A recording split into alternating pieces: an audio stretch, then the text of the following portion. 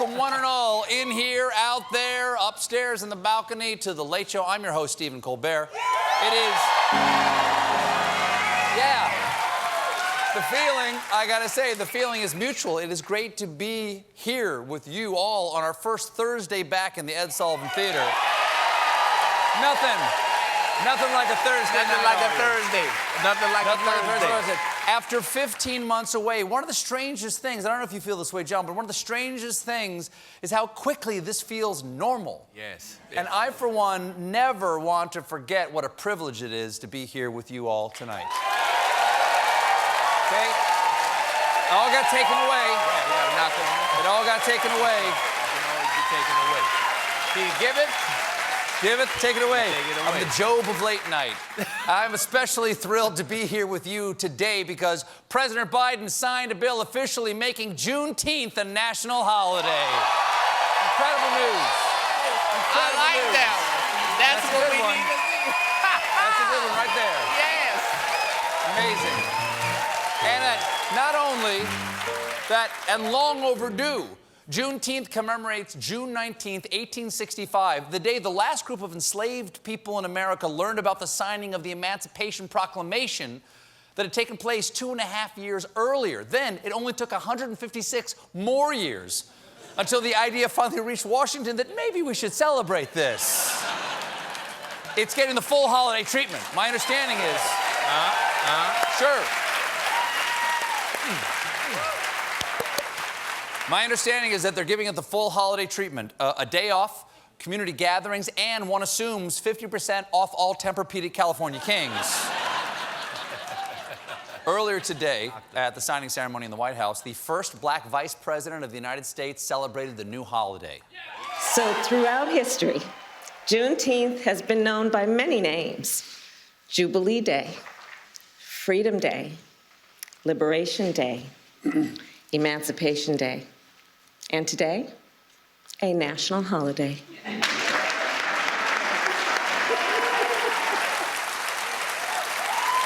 June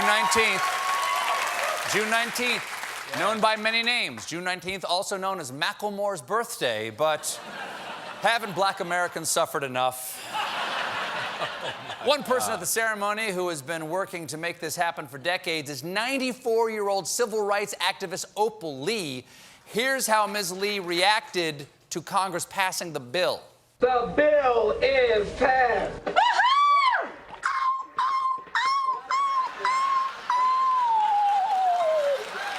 I'm calling it now. That is the song of the summer. The bill got unanimous support in the Senate, but in the House, there were 14 no votes from Republican members of Congress. I wonder if those representatives have anything in common. Ah, yes. It's the SPF 700 Club. These congressmen had a number of objections from the bill, ranging from stupid to dumb, like Kentucky Representative Tom Massey, seen here explaining that his gun is that size because it's cold out.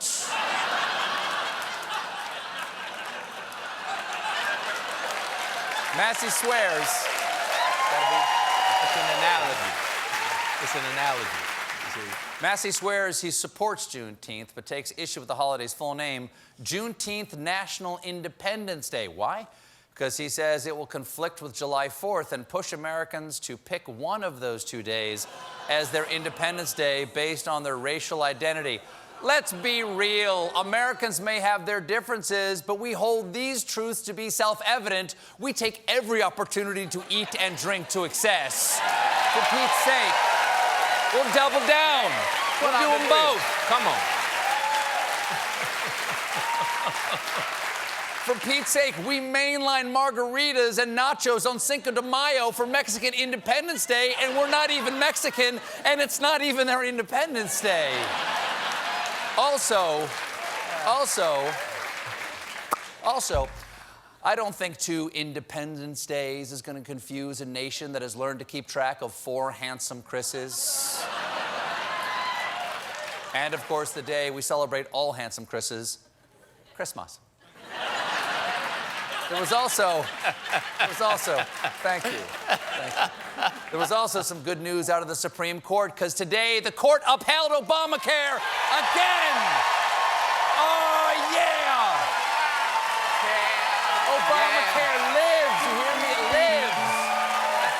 You know,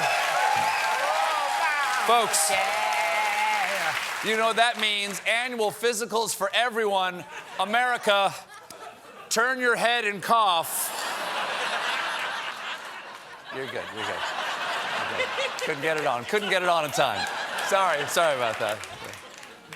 The vote was a resounding 7-2 against a Texas lawsuit challenging the individual mandate. The court decided that Texas did not have standing to sue because nobody was forced to pay a penalty for not getting insurance. Why is that? Well, back in 2017, the GOP-controlled Congress passed a bill cutting the individual mandate penalty to 0.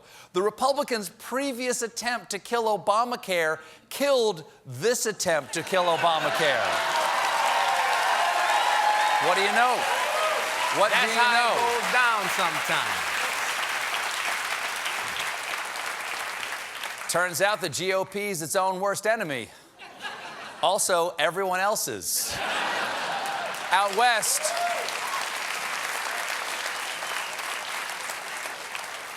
way out west, summer's here with a vengeance. States from Montana to California are experiencing one of the most extreme heat waves ever observed. Let's go to the forecast. Thanks, Steve. It's a real scorcher. Over to Chip in sports. Nets in 6. Kevin Durant is on fire! In fact, multiple weather service offices in the West have issued excessive heat warnings for dangerously hot conditions. It's particularly hot in the Southern California region of downtown Bennifer. Humid. In Arizona, temperatures have soared past 115 degrees. One Phoenix resident told reporters, "I feel like I'm in hell." So, Phoenix. One of the states, it's lovely, it's just a joke. It's just a joke, John. I get it. Love you, Phoenix. One of the states most affected by rising temperatures is Texas. This is what happened yesterday when one Texas woman left a jar of dietary supplements in her car.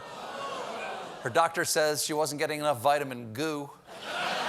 This heat is especially dangerous for Texans because their power grid is fragile. You might remember that back in February, winter storms left more than 4.8 million homes and businesses without electricity for days. So it's good that the stars at night are big and bright, because there's no lights in Texas.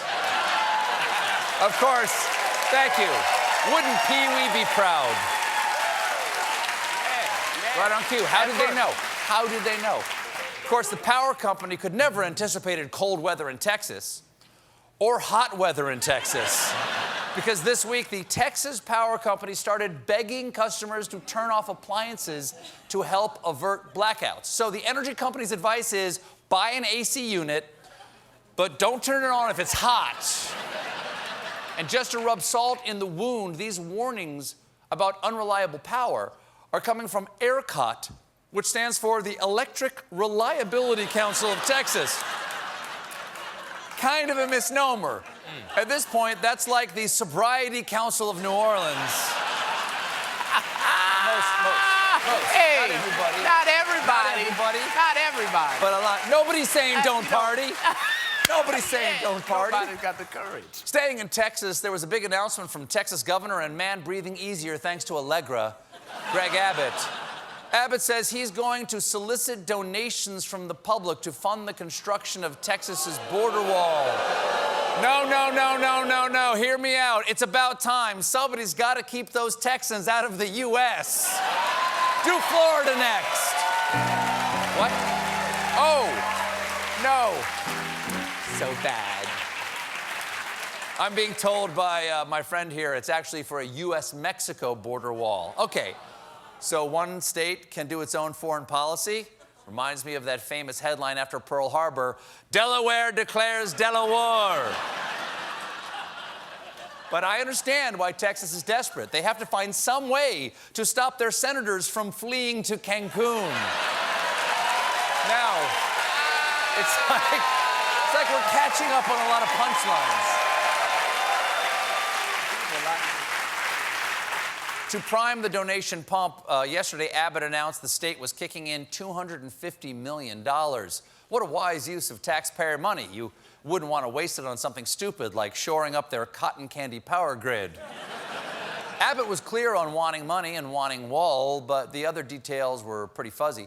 As one reporter put it, he says Texans can donate their private land and money to the project, but he can't say what the project will look like, how many miles will be built, or where it will be built. So it's less of a border policy and more of an improv show. Okay, I need the suggestion of a place to build a border wall, how long it should be, and a minority to villainize. I heard surface of the moon, 100,000 miles, and space Hondurans. Based on those suggestions, we take you to this proctologist's office. Scene.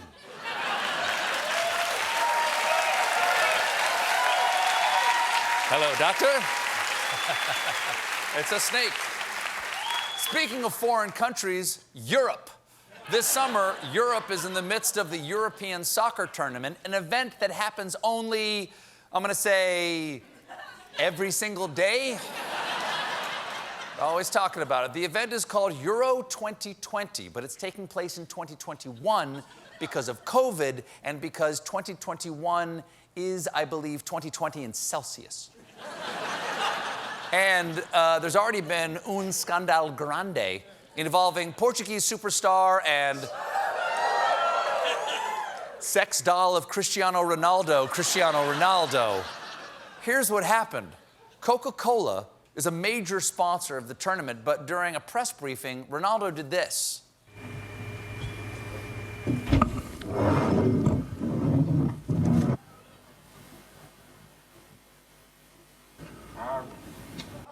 Ronaldo, you know you're not allowed to do that. You have to move the Coke bottles with your feet. I'm getting red card.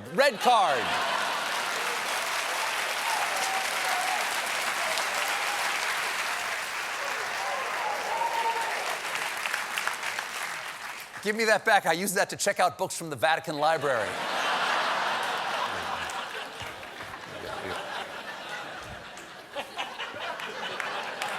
Back. After moving the bottles, Ronaldo says, agua, which I believe is Portuguese for, we don't have Coke, is Pepsi okay? And in this shocking moment, Ronaldo is not alone. French star Paul Pogba did this to a bottle of Heineken 0.0.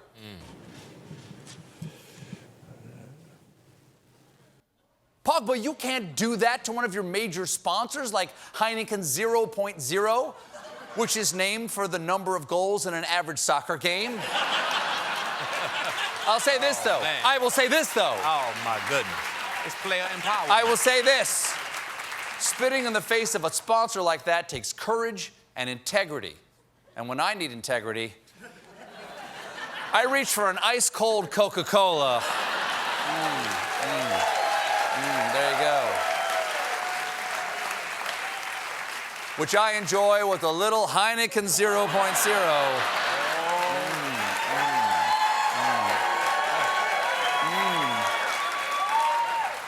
Principles.